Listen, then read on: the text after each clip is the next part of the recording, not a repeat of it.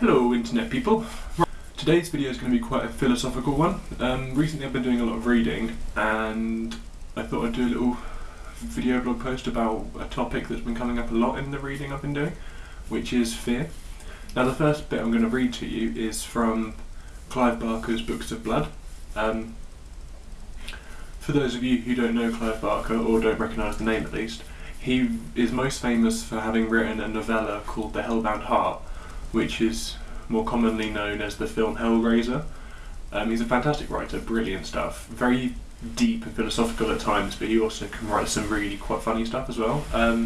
His Books of Blood series is just a series of different short stories all kind of collected together, and the bit I'm about to read you is from one of those short stories called Dread, which, out of interest, I'm making a short film out of over the next couple of months, which I will upload on here and for all of you lovely people to enjoy. So, without further ado, we have the opening extract from Dread. I'll just read it out. There is no delight the equal of dread. If it were possible to sit invisible between two people on any train, in any waiting room or office, the conversation overheard would time and again circle on that subject. Certainly the debate might appear to be about something entirely different, the state of the nation, idle chat about death on the roads, the rising price of dental care. But strip away the metaphor, the innuendo, and there, nestling at the heart of the discourse, is dread.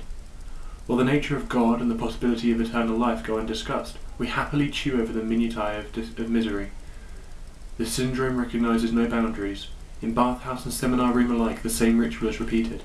With the inevitability of a tongue returning to probe a painful tooth, we come back and back again to our fears, sitting to talk them over with the eagerness of a hungry man before a full and steaming plate. I think that's a really well written piece about dread and fear, actually, and I really quite enjoyed the entire story as a whole. I'm going to do another video blog talking about the story of Dread in its entirety, separately, probably just before I release the short film, just so you can get an idea for it. But basically, if you can get a chance to read it, I recommend you do. It's a really good one. I really liked it. The writing style it's a little bit to get used to, but rewarding at the end of the day. Right, and the second extract I'm going to read for you is from House of Leaves, which I've mentioned a few times. It's by Mark Z. Danielewski. It's his first novel.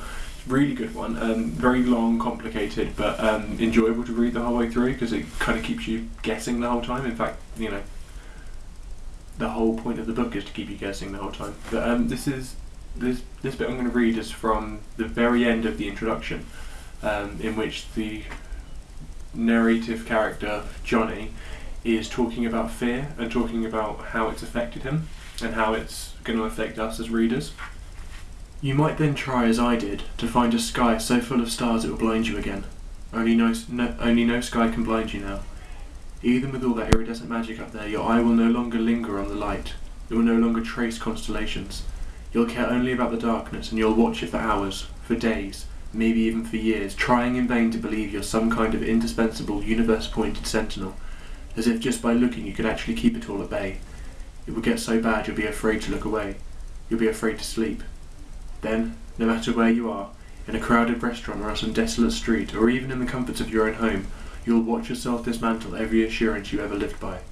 You'll stand aside as a great complexity intrudes, tearing apart piece by piece all of your carefully conceived denials, whether deliberate or unconscious.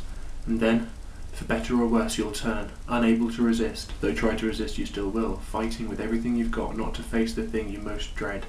What is now, what will be, what has always come before. The creature you truly are, the creature we all are, buried in the nameless black of a name. And then, the nightmares will begin. Both fantastic pieces of writing and really enjoyable to read, so if you do manage to get a hold of a copy, then read it and then just let me know what you think in a comment in the box below. Don't forget to like the video and subscribe and all the rest of it. Next week in my next video I'm going to talk about making films, script writing in particular, because that's kind of where I am at the moment, and scheduling and doing script breakdowns and stuff like that, just because I have my own process, everybody has a process, so it might help other people to see what I do and go from there really. So if you've got any comments or if you anything you want me to talk about in particular, then comment on the video. and I will speak to you all next time. So thanks very much. Bye.